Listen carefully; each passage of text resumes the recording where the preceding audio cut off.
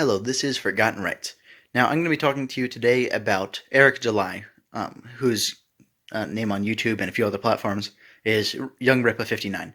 And he does a lot of stuff, but he talks about politics. That's going to be the main focus today. And I agree with him on a lot of things. I think he has a lot of good ideas. I think he says a lot of things that are, objectively right.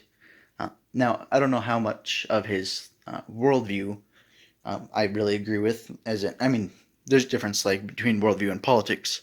I agree with a lot of his politics. Now, he's an anarcho-capitalist. I am not an anarcho-capitalist. I am a hard libertarian. Essentially, I have all the same moral principles as him, but I don't think we should go as far as trying to abolish the government entirely. And part of that is because when you abolish the government entirely, a new government springs up immediately. And, for example, the modern Fed, how was that created? Was it created with the states kind of just letting it happen? No, it was with all the states that supported state rights seceding from the Union because they were losing on a federal level. And how it always goes down is the people who are losing at the highest level will try to break it down to lower levels, get rid of the highest level. But they're losing at the highest level, so the highest level still exists, and goes after them because they are now on the lowest levels and can be easily wiped out. That's an inherent problem with anarcho-capitalism, is that no matter what you do, you're always going to be in the losing position. Now, you can be in a position where it's not a good spot, but you happen to strike in an excellent time. American Revolution was an excellent example of this. They were in a pretty good spot. They were on the other side of the ocean. Granted, that was kind of a permanent state. They were on the other side of an ocean. The British Empire was kind of reaching its peak at that point. It was a very good time to throw a revolution, let's say. That said, destroying the government entirely is just dooming yourself to another government, which could very well be just as bad. Now, that's kind of going to lead me into the main topic here. Standing for principle, but allowing something even worse to happen to you is exactly what I'm trying to talk to you about. And I'm going to be talking about the least objectionable option. Least objectionable option, which I'm going to call the loo from the remainder of this. Because it's, if you know a little bit of British speak, the loo is like the bathroom. And I call it the least objectionable option, the loo, because it's full of crap, just like a bathroom. Now, what am I talking about here more specifically? I'm talking about Republicans. Republicans are the loo in the United States. They're full of crap, but they're the least objectionable option. Now, he spends a lot of time talking about people who are pushing for violations of liberty that we don't normally see. Newer violations of liberty. He doesn't talk about the same ones over and over again. That would be redundant. But who is he always talking about in the shows? He's almost always talking about Democrats. And, he'll occasionally go off and say, he'll occasionally go off on bipartisan tangents where he says both political parties suck. But his primary focus always ends up being Democrats. And I think he's basing it off of, which is objectively worse. Presumably, which is worse under his belief system. I mean, he's not just selecting these things incredibly specifically, just because they're Democrats. He's picking out the worst ones. And the worst ones, surprise, surprise, are almost always Democrats. Now, that said, he does give some crap to Republicans, like he should, because there are a lot of problems with Republicans. I'm a hard libertarian Catholic. I recognize there are a lot of problems with the Republican Party, and I think there are a lot of problems with the Vatican of the United States, so to speak, and then the actual Vatican, problems with the Catechism, where the inherent rights of the individual are not respected, despite the fact that the individual is created in the image of God.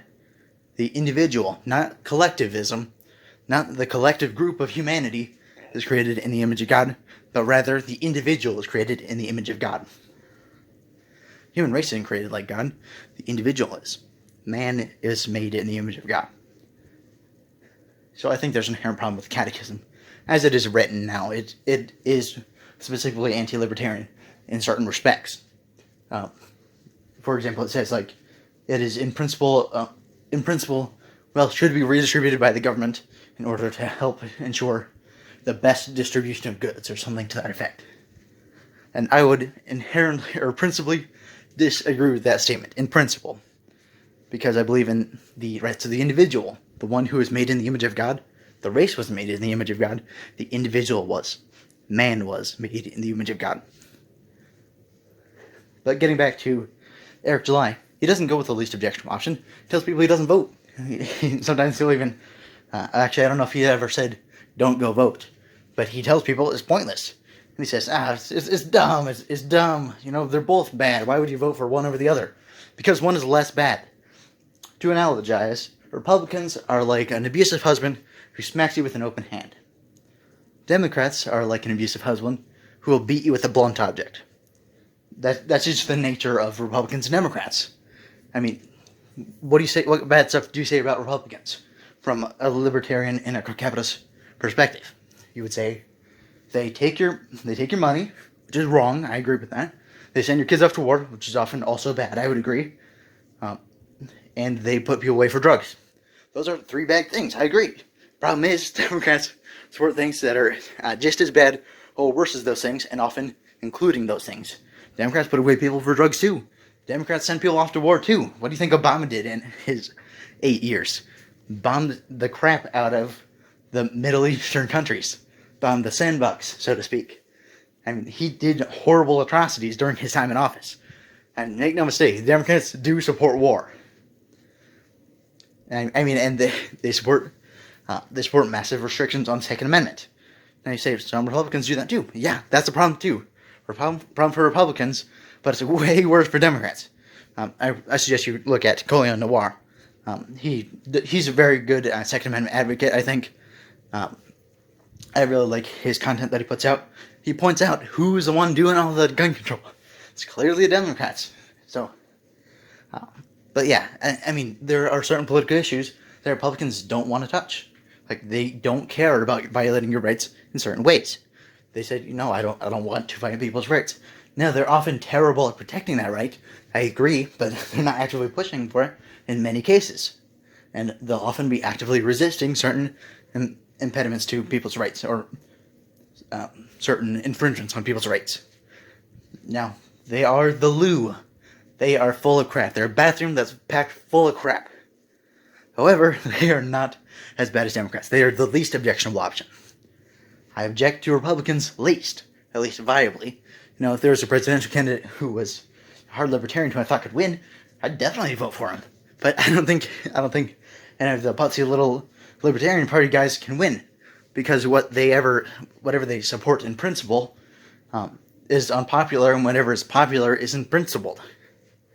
And they try to get some type of middle ground between them, where they say, we'll try to work people towards liberty eventually. I mean, if you're gonna be, just be a Republican at that point. If you're gonna say, we're gonna partially support liberty, and we're gonna maybe pull people a little bit closer to it in the future. We want to get a candidate in our lifetimes. Yeah, do the Republican Party if you think that. I mean, if you're gonna do something, you can do an ad campaign where you just run for publicity. That's a lot of people do that. A lot of people run just to get their name in politics more. Helps them get reelected as senator sometimes. So I've heard. Or, just do it to make money. Pay yourself a salary off of all of the people paying for your campaign. That's not a bad idea all the time. But no. The problem here is he doesn't admit that there is a least objectionable option. And I don't see how you can logically defend not choosing the one who will treat you worse. If say it was some Middle Eastern woman like 1,000 years ago, or this year even, but so she was being shown two princes who one was going to smack her open-handed, I was going to beat her with a frickin' cane.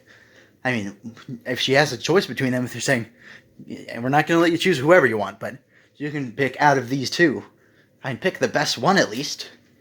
It's such a clear thing, and I never accuse people of being disingenuous. I don't think it's productive to say they're hiding the ball, but it's pretty clear that if everyone listened to him, just did what he was doing, then we would lose freedoms. Not a joke. That's completely serious. We would lose more freedoms if everyone were to do exactly what he did. If he were to... He's a liberty-minded person. That's a good thing. But he's disqualifying himself from any political influence. And I'm not going to vote. What does it matter? It matters a lot. Where do people demonize self-defense? Where do people violate people's right to carry, the right to have guns on them. He lives in Texas. I mean, is he so? I mean, he's not dumb. He knows that if he lived in another state, he'd probably have fewer firearm liberties, or his liberties would be violated more often. It's pretty clear. There are major differences between Republicans and Democrats and how they handle the COVID response, for example. There are a lot of differences. He just needs to acknowledge them, acknowledge that there is a least objectionable option,